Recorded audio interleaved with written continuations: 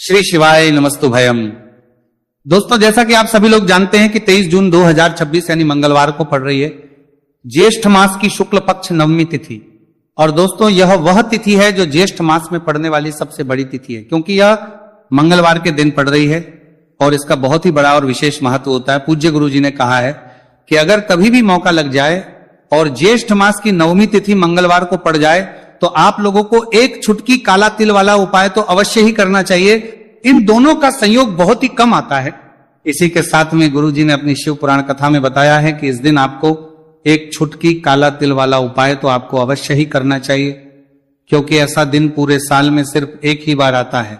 और दोस्तों, आप सभी लोग जानते हो कि मंगलवार नवमी तिथि का अगर सबसे बड़ा कोई उपाय है तो वह एक छुटकी काला तिल वाला उपाय है। तो दोस्तों, मंगलवार नवमी तिथि के दिन आप लोगों को इस एक छुटकी काला तिल वाला उपाय को जरूर करना है। बहुत सारे लोग होंगे जिन लोगों ने इस उपाय को ना किया हो, मतलब पूरा साल निकल गया, उन्होंने किसी भी दिन इस छुटकी काला तिल वाला उपाय को ना किया हो। पर दोस्तों, आपके पास एक आखिरी मौका बचा हुआ है, जो कि 23 जून मंगलवार नवमी तिथि के दिन है। इस दिन आप लोगों को इस वाले उपाय को जरूर कर लेना है। भले ही आपने पूरे महीने भर इस उपाय को ना किया हो, पर अगर आपने इस महीने के मंगलवार नवमी तिथि के दिन अगर इस वाले उपाय को कर लिया तो आपको इस उपाय को करने का वो फल मिलेगा जिसकी आपने कभी कल्पना भी नहीं करी होगी। इसीलिए आप लोग इस वाले उपाय को एक बार जरूर कर लेना है, ताकि आप लोगों के हाथ से यह मौका ना जा सके और आपको इस उपाय को करने का फल मिल सके। दोस्तों, यह उपाय पंडित जी ने अपनी अभी की ही श्री शिव महापुराण की कथा में बताया है। उपाय को आज हम आपको बहुत अच्छे से समझाने वाले हैं। इस वीडियो को देखने के बाद इस उपाय को समझने के लिए आपको कोई और वीडियो को देखने की जरूरत नहीं पड़ेगी। तो चलिए दोस्तों, उपाय को शुरू करते हैं। देखिए, ये इस ज्येष्ठ मास के मंगलवार नवमी तिथि के दिन ये इतना खास होता है, इतना महत्वपूर्ण होता है, देखा गया है।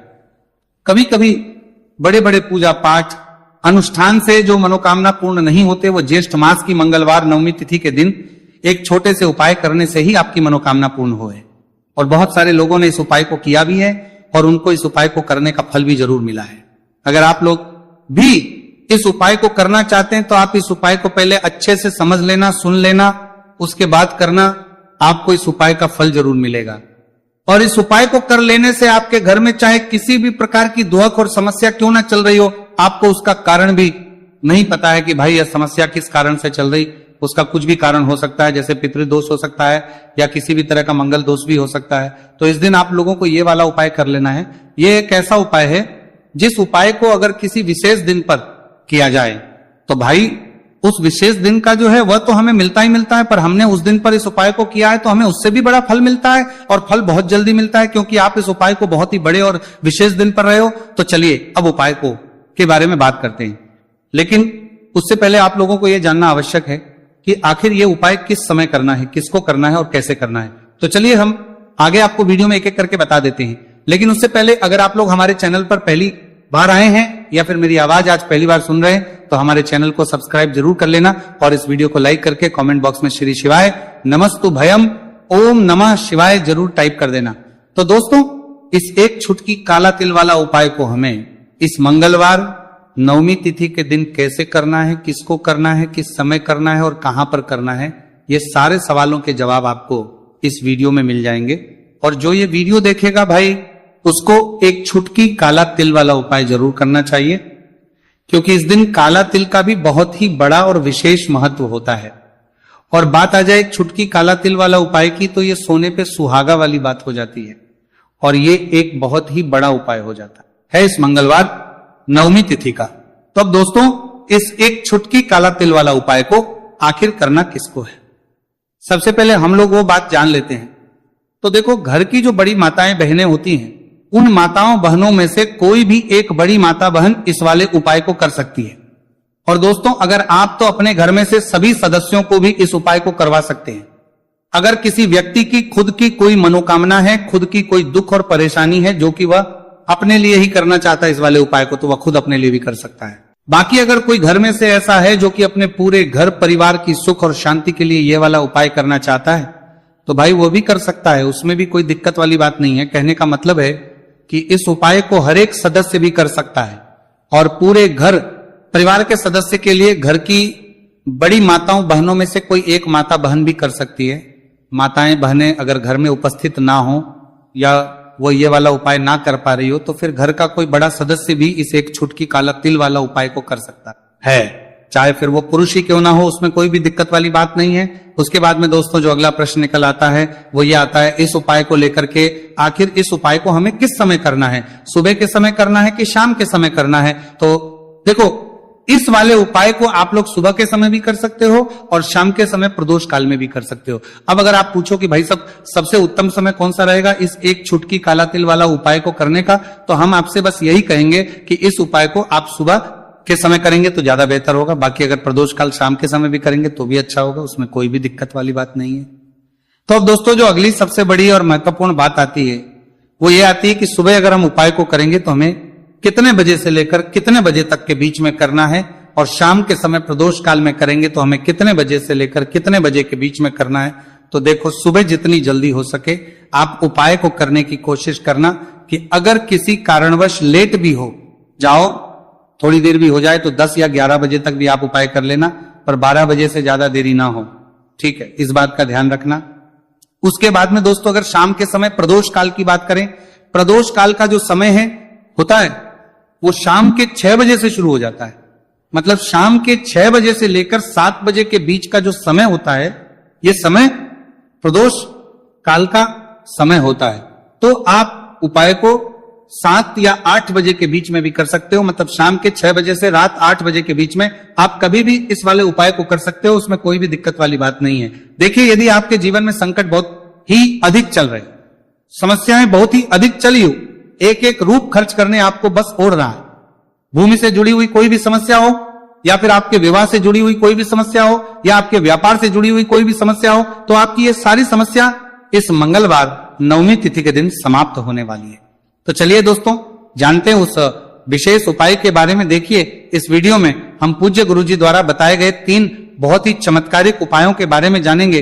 देखिए, ये जो उपाय है आपके जीवन से दुर्भाग्य का तो अंत करेंगे ही, साथ ही साथ यदि आपके जीवन में धन की समस्या चल रही है तो वह सभी भी आपकी समाप्त हो जाएंगी।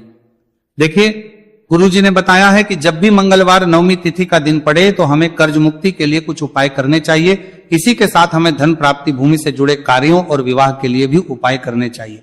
तो चलिए दोस्तों जानते हैं गुरुजी द्वारा बताए गए सबसे पहले उपाय के बारे में।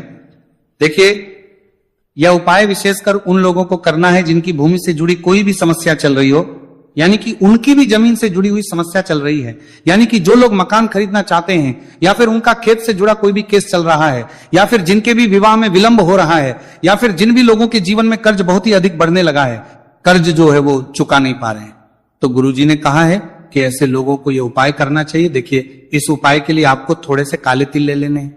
देख, आपको मात्र एक चुटकी काले तिल ले लेने हैं, इसी के साथ में आपको थोड़ा सा शहद ले लेना है, फिर सबसे अंत में आपको एक लोटा शुद्ध जल ले लेना है। तांबे के पात्र के अंदर आपको अपने घर से शुद्ध जल ले लेना है और इन सभी सामग्रियों को आपको लेकर के पहुंच जाना है। भगवान शिव के मंदिर में देखिए, पूज्य गुरुजी ने बताया है कि इस उपाय को आप सुबह से लेकर के शाम तक किसी भी समय में कर सकते हैं। देखिए, मंदिर पहुंचने के आप जो काले तिल लेकर के गए थे उनमें आपको थोड़ा सा शहद लगा लेना है। देखिए, आप जो शहद लेकर के आए हैं उस शहद में आपको एक काले तिल अच्छे से डुबो देना है और शहद से युक्त ये जो काले तिल हैं इन्हें आपको शिवलिंग पर अर्पित कर देने हैं या फिर आपको शिवलिंग के चारों तरफ अच्छे से काले तिल का लेपन कर देना है। पूज्य गुरुजी ने बताया है कि लेपन करते समय यदि आपके जीवन में कर्ज से जुड़ी समस्याएं चल रही हैं, लेपन करते समय आपको आर्यन मुक्तेश्वर महादेव का स्मरण करना है या फिर आपके जीवन में विवाह से संबंधित या फिर जमीन से संबंधित कोई भी समस्या चल रही है तो फिर आपको मंगलेश्वर महादेव का स्मरण करना है। इसके बाद जो आप जल लेकर के आए हैं उसे आपको धीरे धीरे शिवलिंग पर अर्पित कर देना है तथा आपको लगातार शिव महापुराण के मूल मंत्र श्री शिवाय नमस्तु भयम इस मंत्र का जाप करते रहना है। पूज्य गुरुजी ने बताया है कि सिर्फ एक मंगलवार नवमी तिथि यह उपाय करके देखना और आप स्वयं देखेंगे कि 2 से 3 महीने के अंदर आपके जीवन से जुड़ी हुई जो भी समस्याएं हैं बस सभी समस्या बहुत ही जल्द महादेव की कृपा से दूर होने लगेगी। तो दोस्तों, इस प्रकार से आपको यह पहला उपाय ना है। अब हम जानते हैं दूसरे विशेष उपाय के बारे में। देखिए, इस उपाय के लिए आपको एक प्यारी सी बेलपत्र ले लेनी है, इसी के साथ में एक लोटा शुद्ध जल लेना है तांबे के पात्र के अंदर और इसी के साथ में आपको थोड़ा सा शहद ले लेना है। देखिए, मंगलवार का दिन है और मंगलवार नवमी तिथि के दिन यदि हम शहद का उपाय करते हैं तो इससे महादेव हमसे बहुत ही अधिक प्रसन्न होकर के हमारी मनोकामना को परिपूर्ण करते हैं। देखिए दोस्तों, यदि आपको बेलपत्र नहीं मिल पाती है तो आप भगवान शिव के शिवलिंग पर जो बेलपत्र छड़ी हुई होती है उसे शुद्ध जल से धोकर के उसका उपयोग कर सकते हैं। तो इन सभी सामग्रियों को आपको भगवान शिव के मंदिर में लेकर के पहुंच जाना है। गुरुजी ने कहा है कि इस उपाय को भी आप सुबह से लेकर के शाम तक किसी भी समय में कर सकते हैं। देखिए, मंदिर पहुंचने के बाद आपके पास जो एक बेलपत्र है और बेलपत्र की जो सबसे बड़ी वाली पत्ती होती है और उसकी जो चिकनी साइड होती है उस पर आपको अच्छे से शहद का लेपन कर देना है। यानी कि बेलपत्र की बड़ी वाली पत्ती पर, पूरी ही पत्ती पर अच्छे से शहद कर देना है, लगा देना है। अब देखिए, ये जो बेलपत्र है इसे आपको अपने सीधे हाथ की हथेली पर रखना है और आपके जो भी कार्य अटक रहे हैं, देखिए बहुत से लोग ऐसे होते हैं जो अपने नौकरी को प्राप्त करने के लिए सालों से तैयारी करते हैं लेकिन उनको नौकरी नहीं प्राप्त पाती है। बहुत से ऐसे लोग होते हैं जो बहुत ही मेहनत करते हैं, धन भक्ति के लिए बहुत अधिक प्रयास करते हैं लेकिन फिर भी उनको धन प्राप्त नहीं हो पाता है। तो गुरुजी ने बताया है कि जब भी आपको अपने कार्यों में सफलता ना मिले तो फिर आपको मंगलवार के दिन इस उपाय को अवश्य करना चाहिए। देखिए, अब आपको जिस भी कार्य में सफलता प्राप्ति करनी है उस कार्य को सफल बनाने के लिए आपको महादेव से प्रार्थना कर लेनी है और फिर ये जो एक बेलपत्र है इसे आपको भगवान शिव के शिवलिंग पर अर्पित कर देनी है। देखिए, बेलपत्र की चिकनी साइड जिस पर आपने शहद लगाए हैं वह शिवलिंग से स्पर्श रहेगी और इसकी जो डंडी है वो आपको जलाधारी की ओर रखनी है। इस प्रकार से आपको यह बेलपत्र अर्पित कर देनी है। अब देखिए, आप जो एक लोटा जल लेकर के आए हैं उसे आपको भगवान शिव के शिवलिंग पर धीरे धीरे अर्पित कर देना है। श्री शिवाय नमस्तुभयम इस मंत्र का जाप करते हुए देखिए, जैसे ही यह जल शिवलिंग से होकर के जलाधारी की ओर बह करके आएगा तो इसे आपको थोड़ा सा अपने सीधे हाथ की हथेली में झेल लेना है। इस जल को आपको अपनी दोनों आंखों पर लगा लेना है और इस जल का थोड़ा सा छिड़काव आपको अपने शरीर पर कर लेना है। पूज्य गुरुजी ने बताया है कि जब भी हम मंगलवार के दिन शहद वाली बेलपत्र शिवलिंग पर अर्पित करते हैं तो इससे हमें महादेव हर कार्य में सफलता प्राप्त करवाते हैं। यदि हमें अपनी मेहनत करने के बावजूद भी पर्याप्त मात्रा में सफलता नहीं मिल पा रही है तो गुरुजी ने कहा है कि आपको मंगलवार नवमी तिथि के दिन यह चमत्कारिक उपाय अवश्य ही कर लेना है। अब दोस्तों, हम जान लेते हैं गुरुजी द्वारा बताए गए तीसरे विशेष उपाय के बारे में। देखिए, इस उपाय के लिए भी आपको मात्र एक लोटा शुद्ध जल ले लेना है तांबे के पात्र के अंदर। फिर इसी के साथ में आपको एक प्यारी सी बेलपत्र ले लेनी है। बेलपत्र आपको ध्यान रखना है कि कैसे भी कटी हुई खंडित नहीं होनी चाहिए। अब देखिए, मात्र 2 सामग्री लेकर के आपको भगवान शिव के मंदिर में पहुंच जाना है। पूज्य गुरुजी ने बताया है कि यह उपाय विशेषकर उन लोगों को करना है जिनकी कोई भी विशेष मनोकामनाएं जो कई दिनों से परिपूर्ण नहीं हो पा रही है, चाहे वो विवाह से संबंधित हो, नौकरी से संबंधित हो, व्यापार से संबंधित हो, चाहे किसी भी प्रकार की मनोकामनाएं जो परिपूर्ण नहीं हो पा रही है, तो उसके लिए आपको यह उपाय करना है। देखिए, इस उपाय को भी आप सुबह से कि शाम तक किसी भी समय में कर सकते हैं। देखिए, मंदिर पहुंचने के बाद सबसे पहले तो आप बेलपत्र लेकर के आए हैं, उसे आपको अपने सीधे हाथ की हथेली पर रखना है और आपको महादेव से प्रार्थना करनी है कि हे मेरे महादेव, मेरी ये जो मनोकामनाएं बहुत दिनों से अधूरी है, मैंने कई प्रकार के उपाय कर लिए हैं, कई प्रकार के व्रत कर लिए हैं, लेकिन अभी तक मेरी मनोकामना परिपूर्ण नहीं हो पाई है। तो उस मनोकामना को परिपूर्ण करने के लिए प्रार्थना करनी है और ये एक बेलपत्र आपको शिवलिंग पर अर्पित कर देनी है। देखिए, बेलपत्र की जो चिकनी साइड है वो शिवलिंग से स्पर्श रहेगी और इसकी जो है वो आपको जलाधारी की ओर रखनी है। इस प्रकार से आपको यह बेलपत्र अर्पित कर देनी है। इसी प्रकार से आपको यह बेलपत्र अर्पित करनी है।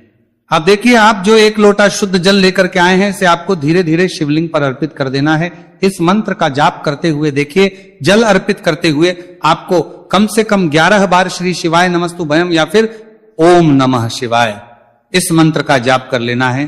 पूज्य गुरु जी ने बताया है कि जो भी व्यक्ति 23 जून मंगलवार नवमी तिथि के दिन शिवलिंग के सामने इस उपाय को करता है तो उसकी जो भी मनोकामना है वह महादेव की कृपा से निश्चित ही परिपूर्ण हो जाती है। तो दोस्तों, ये थे पूज्य गुरुजी द्वारा बताए गए कुछ बहुत ही खास उपाय।